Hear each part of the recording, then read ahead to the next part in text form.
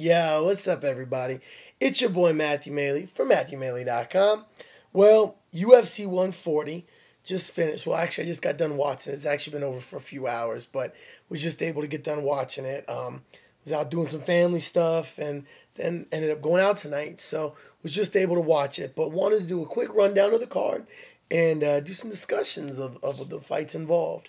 The actual pay per view didn't run in the same order as what the actual fights did. So I'm actually gonna go through the fights one by one of how they showed on the pay per view, and then we'll go over, so we can get up to the finale at the end.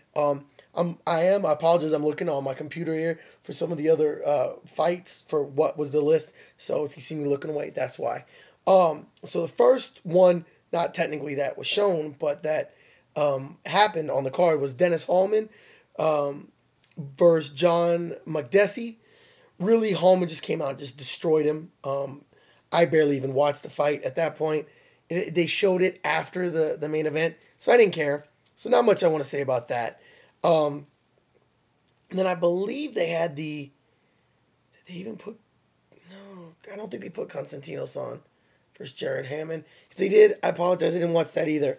The one that I was surprised about was Igor Pokrachuk. Is it Pokrachuk? I can't remember. Versus Krzysztof Smolinski. How the fuck you pronounce that Polish dude's name? That fight really surprised me. Krzysztof was on The Ultimate Fighter, showed some great stand-up. He's a really, really strong-willed, just powerful-hearted guy. So I was very surprised that he ended up getting dropped off of punches.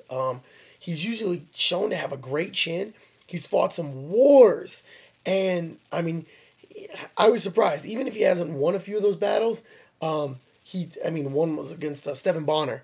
He had a great fight against him. I mean, just always is there for wars. And I was very surprised he got knocked out as quickly as he did because he's been, through the years, he's shown to have such a strong chin and really just to be such a strong fighter. I was surprised with that. And even if he doesn't win, he always puts on a really good show. So I was amazed he got knocked out as quick as he did. Another fight that I thought was awesome, and a big shout out to him, is the Korean Zombie, Chan Sung Jung, ended up beating Mark Hominick. And this was really surprising to me. Ended up knocking Mark Hominick out, tying him for the fastest knockout in UFC history. Now, this is the same Mark Hominick, mind you, that went 5 rounds with Jose Aldo. His last fight ended up having a mouse on his head. Looked like this. It looked like he had like a water balloon on his forehead, like an orange or something. And he's able to go 5 rounds with Jose Aldo, taking Aldo's hardest shots, and Korean Zombie knocks him out. Damn, that says something about Korean Zombie's hands. Who he also won, if I'm not mistaken, he won for knockout of the night as well. So that was cool. It was good to see that. I like the Korean Zombie personally. I think he's a good fighter. And he won in the first round, obviously. I believe the official was 7 seconds. Yeah, 7 seconds in. A fight that I actually thought was a decent fight, and I was kind of surprised by the decision, was Brian Ebersol versus Claude Patrick. Ended up being a split decision. 2 for Ebersol, 1 for Patrick. And I don't know. For part of the fight, I really thought that Patrick had it. For the other half, I really thought that Ebersol had it. Ebersol was just more dominant, controlled the pace, and wrestled him better. Though I thought that Patrick had some great shots, and I was impressed by him. I honestly would like to see him fight again, just to have a consensus winner, because I really don't even know who I would decide on that. Then went to a fight that I actually was excited to see. That would be Antonio Rogerio Nogueira, known as Little Nog, against Tito Ortiz. Now, I'm not a fan of Tito Ortiz. Let me get that out there first. Just am not. But I will say, when he came back and fought Ryan Bader, I was pretty impressed. He had been on a horrible losing streak. His last win before that was against Ken Shamrock back in, I think, 06. 07 or 06. It was so long ago. He lost to Chuck. He lost to Rashad. Drew to Rashad. Drew to him first. Which I think Rashad would have won that fight if it would have gone another 10 seconds. Lost to Machida, though he got close in that fight, lost to Forrest, lost to Matt Hamill, and then beat Ryan Bader. But I honestly felt that his fight against Ryan Bader, just the way that he just dominated that fight, ended up winning by submission. First round. I really felt like he was putting a little bit of a comeback together. And like I said, I'm not a fan of Tito at all. He is, I think, great for the sport, even though he's a loudmouth. He's kind of douchey. I really think a lot of people like him. He plays, plays to the fans very well. I like how he's adopting this people's champion. The Rock did it. Come on, back up. Back up, Tito. I'm just saying. But hey, it worked for The Rock, so you might as well do it, Tito. But I really did feel like he had something going. And yeah, granted, he did lose to Rashad, but that was on short rest. And I think everybody kind of accepted that. Rashad ended up dropping him with a knee.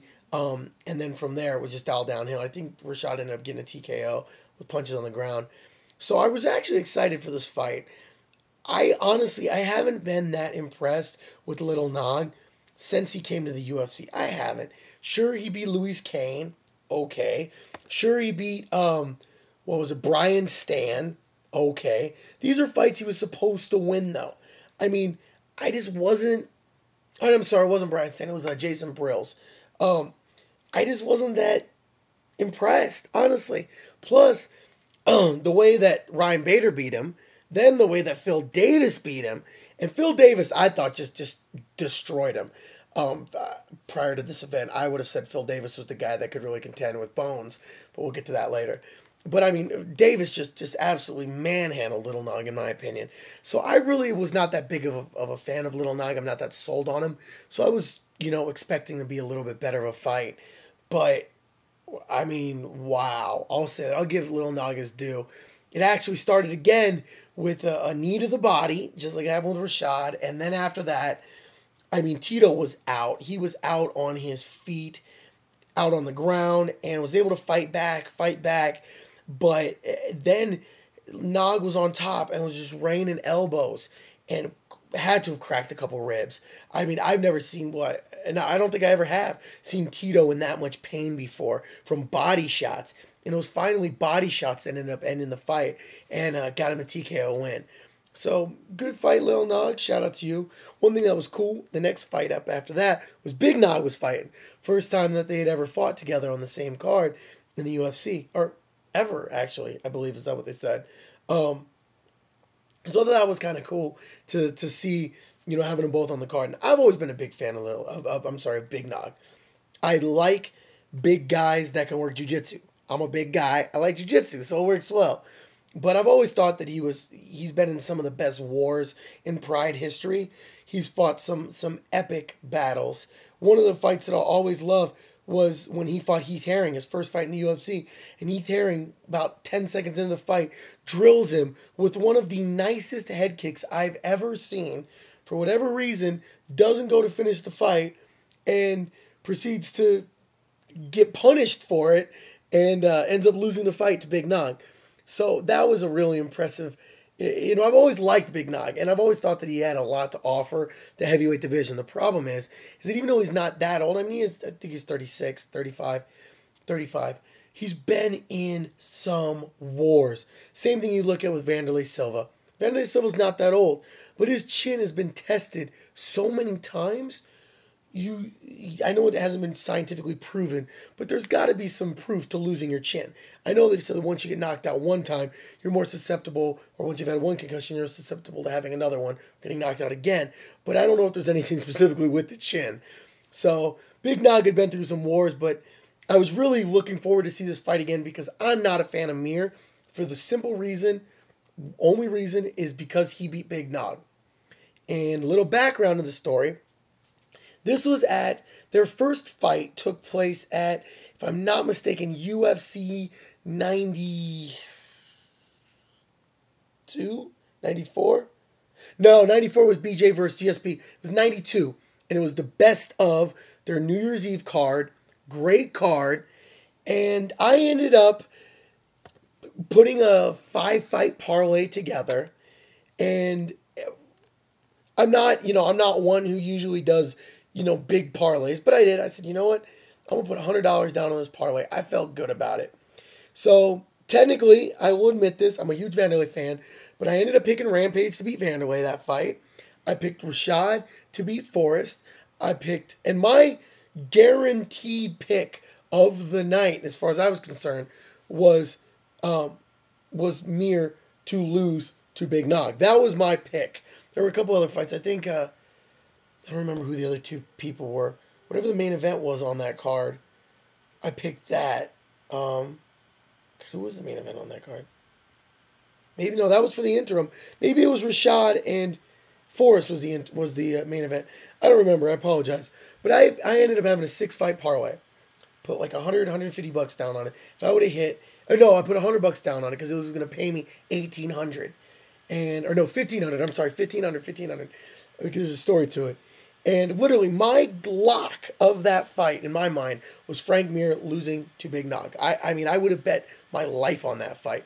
I wasn't impressed with Frank Mir at all. Didn't think there was any chance. So a fight comes up, and Frank Mir outboxes the living life out of Big Nog. And this was about the time that I was training mixed martial arts, training in my MMA class. Our teacher was Joe Diesel Riggs, former UFC fighter. And he taught us, if you go back and watch that first fight, Mir utilizes a front hand uppercut, constantly, a front hand uppercut. And so we started calling that the 1500 punch, because that was the punch that kept peppering Nog, ended up knocking him down the first time, and cost me $1,500. So we used to call that the 1500 punch. So that's really the only reason I've ever disliked Frank Mir. Other than that, I like the guy. Again, big guy, does jiu-jitsu. I like that. But so that was the main reason I've always disliked him, at least since 2008. So this fight, really, I like what Mir's been doing. He's been putting on mass. He's been really, challenging those upper ultra super heavyweights almost. So I was okay with either way this fight went. I wanted to see Nog win to make up for the fact that Mir was the first and only person to ever knock him out. I wanted to see Nog come back from that. But in the same sense, I was also okay with Mir winning because I thought it furthered along the division. Honestly, Big Nog, I think, has been in too many wars to really make a run at the heavyweight title, where I think Mir still could. So, ends up coming out very first round, and Nog's looking good. They're having some good exchanges on the feet, both blasting each other with some shots, and then Nog connects and ends up dropping Mir, and Mir is out. He's on his hands and knees, and he is out. And thankfully, the ref gave him a few extra seconds to recover, because it took him probably about 5 to 8 seconds to come back. And then he got back into it and realized, wow, I'm in the middle of a fight. And next thing you know, he switches up the position and takes the top. And then Nog goes to do a peek out, which is a wrestling move from the bottom where you go and try to work your way out. And ends up, before that point, I apologize. Before that point, he had locked up a pretty sick, it was either a Darce choke or I think it was a Darce choke. Ended up gator rolling with him. Big Nog did. And then from there, very nicely, Frank Mir transitioned up to get top control, at which point Big Nog tried to peek out. And he made a mistake because he left an arm where Frank Mir could grab it. And we know from Frank Mir's past history with Tim Sylvia, when his arm went, you don't leave arms out for Frank Mir. He's a strong dude. So he grabs it, locks it up into a sweet Kimura, ends up getting him. First he locks it up, and Big Nog's not going to tap from here. So Big Nog makes a great move and actually is able to reverse it and flip Mir over to take top control. And without missing a beat, Mir flips Nog back over and then locks up the Kimura so tight the shoulder is completely just bent in on itself. And Big Nog's not going to tap.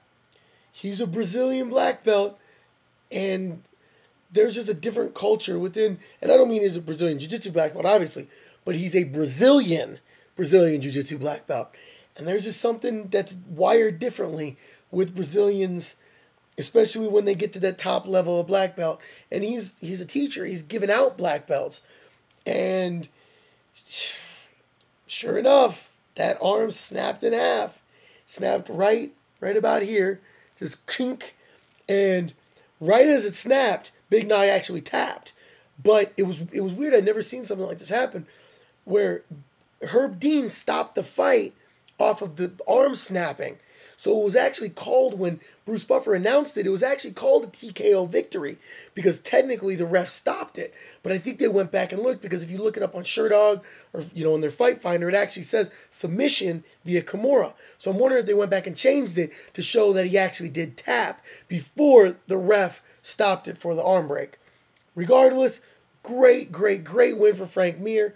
Shout out to Frank Mir, only person in history to knock out Big Nog, only person in history to tap out Big Nog.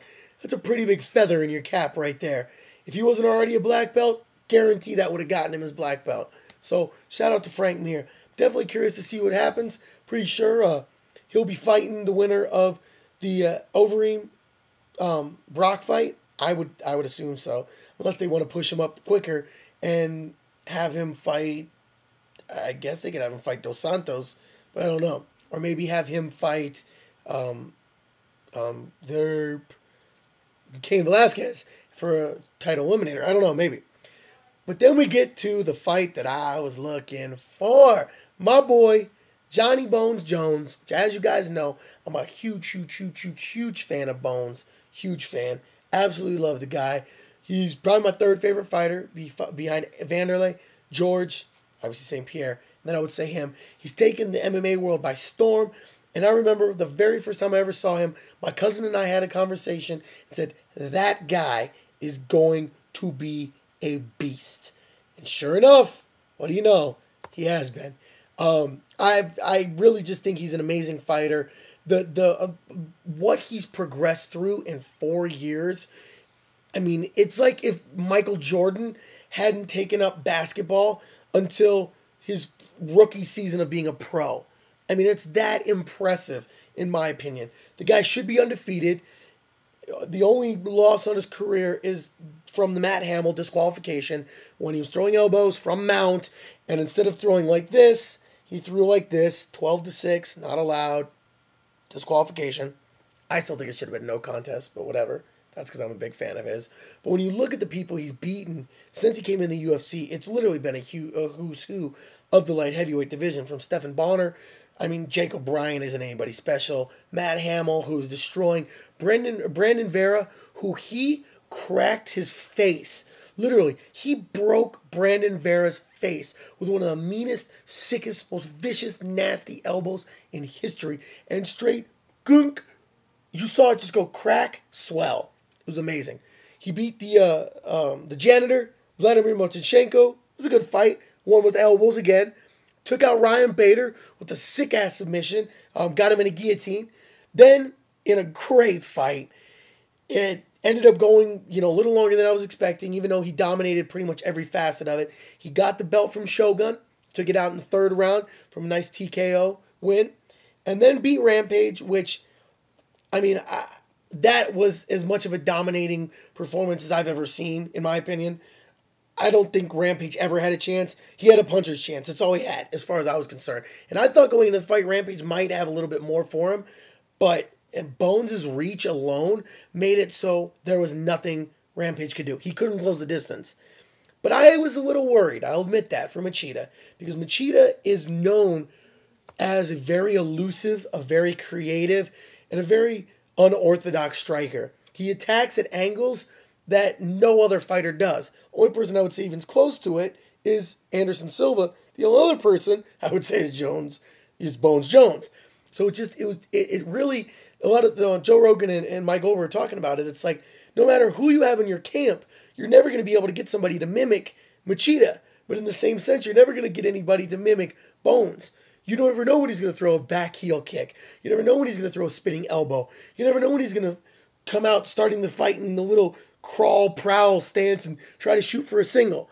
The guy is so imaginative when it comes to, both of them are, but especially Jones, and so explosive that you really can't prepare for it. But with that being said, Machida really was one person that I felt could throw those things into the ring that Bones wasn't ready for. And I really think he did. I think this was the absolute best thing that could happen for the championship for Bones. Came out, and I'll say, I think he probably lost the first round. He might have won it. I'm curious to see what it would have happened if it would have gone 5 rounds. But it was the first time ever that he even looked threatened. And I will flat out say, Machida caught him with some of his toughest strikes. And that's what I love, is that this was the perfect fight to show that Bones can do everything. He had to fight through adversity. He caught some shots on the chin that dropped Rashad. The shot that dropped Rashad and had him falling out, were the exact shots that Jones took on the chin and kept going. He did get stunned the one time, and I like that. He got stunned to the point where he slipped and ended up on the ground. That was perfect to me. To see that happen was perfect to me because he needed to fight through that adversity. All his critics, that's the only thing they have, is that, oh, he's never taken a punch. His jaw hasn't been tested. He's never fought from behind. And what was amazing is that he was able to keep fighting and be that same fighter and prove to all his critics that he can come from behind. And I gotta say, after that first round, he was bloodied up. He had taken some big shots, but he never changed his game plan. I will say he did a little bit. I will say that. And at the beginning of the second round, he was a little bit more tentative. He'd been getting some angles coming at him from Machida, so he was a little bit more tentative. But at the end of the day, he still stuck to his guns and his bread and butter, his elbows. He was able to get Machida down and connected with an elbow that opened up a gash and started bleeding, and that was a turning point. And I really think that was a big blow to Machida's confidence, and really, whether he meant to or not, maybe it's subconscious, it really was a moment of, oh no, here we go again for Machida in terms of Jones' other fights. And Big John actually stopped the fight, had the doctor check it out, then put him back in the same position, had him both clinched up in a dirty boxing stance, and then restarted the fight, which I thought was cool. He didn't just restart him from a neutral corner or something. And then Bones, as Machida was trying to stand up, Bones locked up a standing guillotine and held it perfectly, and it was beautiful. It was some great jiu-jitsu, which is impressive because Machida is no slouch when it comes to jiu-jitsu. It was impressive, and thankfully, Big John was right on the action because Machida went out, did not tap, and Bones locked it up to the point that Machida was done. You watch his arm fall limp, and then about another second later, his other arm gets kind of caught. Thankfully, thankfully, Big John was right there, called the fight, and Bones let him go. And Machida dropped to the mat like a sack of potatoes or rocks or anything else that falls fast. He slumped down, and it actually took him probably about 30 seconds to a minute to actually get fully back conscious, and he wasn't conscious enough to even stand up there for the decision. So overall, I thought it was an absolutely perfect way for Bones to retain his championship. Really, I don't think there was a better way that it could have happened. This was better than him coming out and knocking him out in 8 seconds. This made him fight through adversity, put another feather in his cap, and show that he really is a true, complete fighter. And no matter what the haters say, there's nobody at 205 pounds right now that will beat this man. Only people I could see giving him any kind of trouble, Dan Henderson, which depends on if Hendo even wants to fight at 205, which even then, I'm saying could. I don't think that would be a real issue, but I think could. The other person, Phil Davis. Guy's just a beast. The guy is a physical specimen. The thing is that I think he is a poor man's John Jones. No disrespect, Phil. I think he's a great fighter, but I think he needs another year or two to get where Bones is today. That's just what it is. He's a great fighter. He's great athletically, but he's not to where Bones is, and Bones is going to keep progressing. So unless somehow Phil can, progress at double speed, I don't see it happening. And really the other person, and I know it's crazy we're saying this, for a guy who's only been fighting for 4 years, but the only guy I think that could really beat him right now is Anderson Silva. And that's sickening to say. This guy's been around for 4 years, and we're already saying he's to that level. It's amazing. But when you look at who he's beaten, I don't think Rashad has any chance, honestly. I think he's got a puncher's chance with about what I think Rampage had. Rashad's just quicker and knows some of his ins and outs. But I still don't think that he has any chance personally. My 2 cents. So, overall, great card. Very happy. Bones is able to retain his title. Some really good fights as well. And little aside, they're actually not going to do surgery on Big Nog's arm. They're just going to cast it. And hopefully it'll heal back up and he won't retire. I think he's still got a couple more fights in him. He'll never challenge for the UFC heavyweight title, but I think he's got a couple more good fights in him. So I'd still like to see him back in the octagon. But once again, Matthew Maley from MatthewMaley.com. Quick wrap up. Well, I can't say quick. Wrap up video of UFC 140. Bones versus Machida. Well, Jones versus Machida, sorry. And a great win. My boy Johnny Bones Jones. Big shout out to my dude. And keep it up, man. Greg Jackson's camp holding it down as always. And you killed it. So can't wait to see who they put up in there next. I'm sure it's going to be Rashad. And really, I think Bones is going to take that. They always say, you aren't a champion until you defended your title. Well, there you go. Not only has he already defended it once, he defended it twice. And that's what I think shows a real champion. You defend it once, all right, you've made it there. You defended twice, you've established something. And I believe they said he's only into one of, God, what was it? I can't remember the exact number, but it was a very select company of people that had been able to defend their title more than once. So, pretty impressive for Bones. But everything's impressive about him at this case. So, let me know what you guys thought. Did you think it was a good enough pay-per-view to buy? Were you impressed with it? I know some of the UFC pay-per-views have been a little lacking lately. I thought this one measured up pretty well. But then again, any win by Bones, GSP, or Vanderlei is worth it in my book. So, let me know what you guys thought. Did you guys like the pay-per-view? Were you happy about Bones? Do you think that his confidence is cockiness? Do you think his haters are clowning on him too much for being cocky? That's what I think. I think the dude's confident, but I think he has reason to be. So, my 2 cents. But as always, thanks for checking out my videos. Matthew Maley from MatthewMaley.com. Sorry I talk so much on this one. I'm a big fan of MMA, so sometimes I get going like that. As always, you can check out the rest of my videos. If you're up on MatthewMaley.com, just scroll down a little bit, play some other videos. Or if you're up on YouTube, search for the rest of my videos. Should be playing along the side here. And of course, like, comment, subscribe if you're up on YouTube. As always, you can follow your boy on Facebook. Follow your boy on Twitter at Matthew Maley. You can like my page up on Facebook. Like it at Matthew Maley Poker. So until the next video, I'm out. As always, peace out, y'all.